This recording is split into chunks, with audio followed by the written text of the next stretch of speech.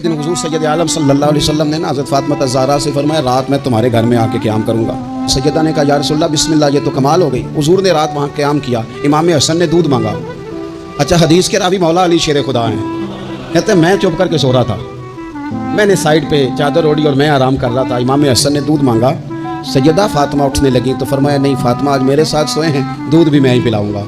हुजूर उठे, बकरी का दूध धोया, फिर उसे बर्तन में डाला। अभी हुजूर इमाम हसन को देने लगे थे कि इमाम हुसैन ने भी मांग लिया। तो हुजूर ने फरमाया, नहीं भाई, पहले हसन को मिलेगा। तो हज़रत फ़ातिमा रज़ी अल्लाह तआला अन्हा अर्ज़ करने लगी, या रसूलल्लाह लगता है हसन से ज़्यादा प्यार है। फरमाया, नहीं फ़ातिमा, प्यारे दोनों ही बड़े हैं, पर मांगा पहले हसन ने है ना, मांगा पहले हसन ने। फिर हुजूर फरमाने लगे, हज़रत अली फरमाते हैं, कहते हैं हुजूर फरमाने लगे, फ़ातिमा तू भी, मैं भी, हसन भी, हुसैन भी, और ये जो सो रहा है, कहते मैं तो चादर ओढ़ी हुई थी ना।